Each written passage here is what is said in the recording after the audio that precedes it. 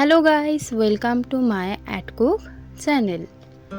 আজ ডাল দিয়ে কিভাবে শসা দিয়ে রান্না করতে হয় সেই রেসিপিটা আমি আপনাদের সামনে তুলে ধরেছি।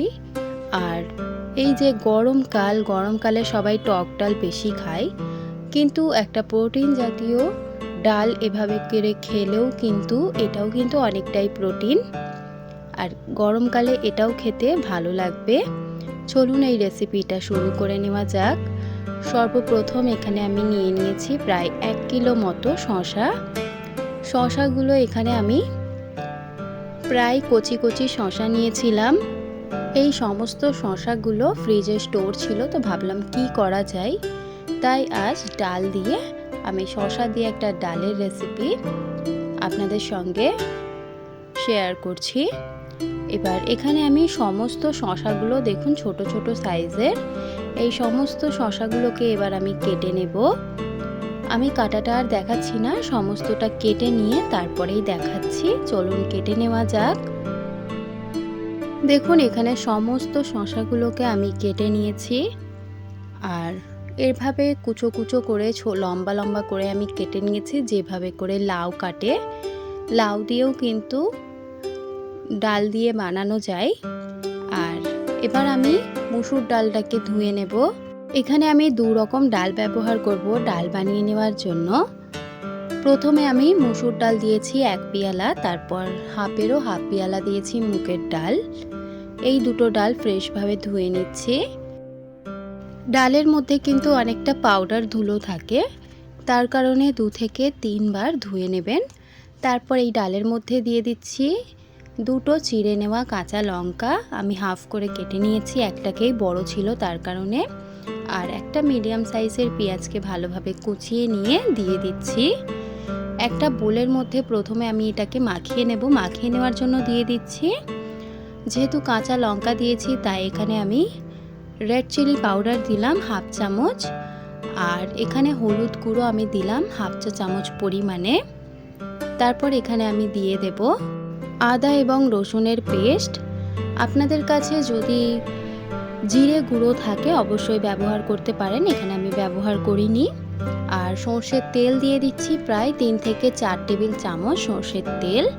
ব্যাস এই কয়েকটি উপকরণ দিয়ে একটা বাটির মধ্যে বা যে কোনো জায়গায় প্রথমে একটু মাখিয়ে নেবেন।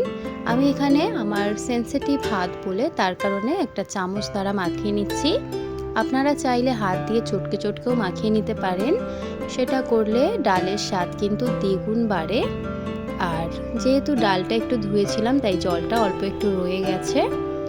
সুন্দরভাবে এবার আমি চামচের দ্বারা একটু সময় নিয়ে মাখিয়ে নিচ্ছি, যাতে ডালের মধ্যে সমস্ত জায়গাটায় মশলাগুলো ভালোভাবে অ্যাবজর্ব হয়। এবার আমি ডালটাকে ভালোভাবে মাখিয়ে নেওয়ার পর দিয়ে দিচ্ছি 1 কাপ পরিমাণে জল, ডালটা ভালোভাবে সিদ্ধ হয়ে যাওয়ার জন্য। জলটাকে দিয়েও ভালোভাবে নাড়াচাড়া করে দিচ্ছি। এবার আমি এই ডালটাকে সিদ্ধ হতে দেব কুকারের মধ্যে। আপনাদের কুকারের মধ্যেই কিন্তু আপনারা রান্না করবেন, কোনো রকম হাঁড়ি বা কড়াইয়ের মধ্যে ডাল করবেন না, নাহলে কিন্তু ভালোভাবে সিদ্ধ হয় না। এবার আমি কুকারের মধ্যে সমস্ত ডাল এবং ডালের মধ্যে মাখিয়ে রাখা যে মশলা জল ছিল সেটাকেও কুকারের মধ্যে দিয়ে দিলাম। এবার দিয়ে দেওয়ার পর এবার আমি এই কুকারটাকে ভালোভাবে ঢাকা দিয়ে 2টো সিটি মেরে নেব, যাতে ডালটা সিদ্ধ হয়ে যায়। দেখুন এখানে 2টো সিটি কিন্তু কুকারের হয়ে গেছে। এবার আমি একটা চামচ দ্বারা ভালোভাবে হাওয়া পাস করে নিচ্ছি, যাতে আমি শসাগুলো এই পর্যায়ে কুকারের মধ্যে দিয়ে দিতে পারি। এবার আমি ঢাকাটা খুললাম, আর দেখুন কতটা সুন্দর সিদ্ধ হয়ে গেছে ডালটা, অর্ধেকটা। এবার ডালটাকে ভালোভাবে একটা ডাল ঘুটনির দ্বারাই ঘুটে নেব, যাতে ডালটা ভালোভাবে স্মুথ হয়ে যায়। আর শসা দেওয়ার পর ভালোভাবে কিন্তু ডালটা ঘুটে নেওয়া যাবে না, কারণ শসা পুরোপুরি গলে যাবে। তারপর ভালোভাবে ঘুটে নেওয়া হয়ে গেলে এখানে আমি দিয়ে দিচ্ছি তারপর শসাগুলো, যেগুলো আমি কেটে ফ্রেশ করে ধুয়ে রেখেছিলাম। সমস্ত শসাগুলো আমি দিয়ে দেওয়ার পর তারপর এই পর্যায়ে অল্প একটু জল দিচ্ছি, কারণ শসাগুলো একটু সিদ্ধ করতে হবে। প্রায় আরও 1 কাপ জল দিয়ে দেওয়ার পর এবার ভালোভাবে আমি নাড়াচাড়া করে দিচ্ছি যাতে সমস্ত জায়গায় ভালোভাবে জলটা পৌঁছায়। তারপর দেখুন এখানে আমি আপনাদের ক্লোজ থেকে দেখাচ্ছি যে ডালটা এখন কি পর্যায়ে রয়েছে। এবার আমি ঢাকাটা দিয়ে 3টে সিটি মেরে নেব। যেরকম আমার শসার পরিমাণ আছে সেই পরিমাণে সিটি লাগবে। আপনাদের যদি বেশি পরিমাণে করেন তাহলে বেশি পরিমাণে সিটিটা দিতে পারেন। এবার 3টে সিটি হয়ে যাওয়ার পর এবার আমি ঢাকনাটা ওপেন করব। তার কারণে এখানে আমি হাওয়াটা পাস করে নিচ্ছি। হাওয়াটা পাস হয়ে গেলেই কুকারের তারপরেই আমাদের কিন্তু ডাল পুরোপুরি রেডি। আমি দেখাচ্ছি আপনাদের যে কিভাবে আমি ডালটা ঘনত্বটা রেখেছি কতটা। এবার আমি একটা দেখানোর আগে আমি ডাল ঘুটনির দ্বারাই ভালোভাবে একটু মিক্স করে নিচ্ছি যাতে শসাগুলো ভালোভাবে মিক্স হয়ে যায়।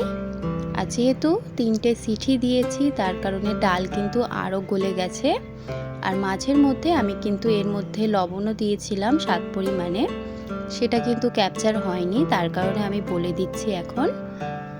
আর ভালোভাবে এবার ডাল ঘুটনি দ্বারা মিক্স করা হয়ে গেলেই রেডি হয়ে গেল আমাদের শসা ডাল। এই শসা ডাল কিন্তু ভাতের সাথে খেতে খুবই সুন্দর লাগে। অবশ্যই বাড়িতে একবার হলেও ট্রাই করবেন। আশা করি এই ভিডিওটা আপনাদের ভালো লেগেছে আর এই ভিডিওটা হয়তো আপনাদের অনেকটা হেল্পফুল হয়েছে। আজ থেকে শসা দিয়ে ডালের একটা দারুণ রেসিপি কিন্তু আপনারা বাড়িতে বানাতে পারেন। আশা করি এই ভিডিওটা আপনাদের ভালো লেগেছে। ভালো লেগে থাকলে অবশ্যই লাইক, শেয়ার এন্ড সাবস্ক্রাইব করবেন। আর আজকের এই ভিডিওটায় আপনারা কমেন্ট সেকশানে জানাবেন যে কেমন লাগলো আপনাদের ভিডিওটা দেখে। আজকের এই ভিডিওটা সম্পূর্ণ দেখার জন্য আপনাদের সকলকে জানাই অনেক অনেক ধন্যবাদ।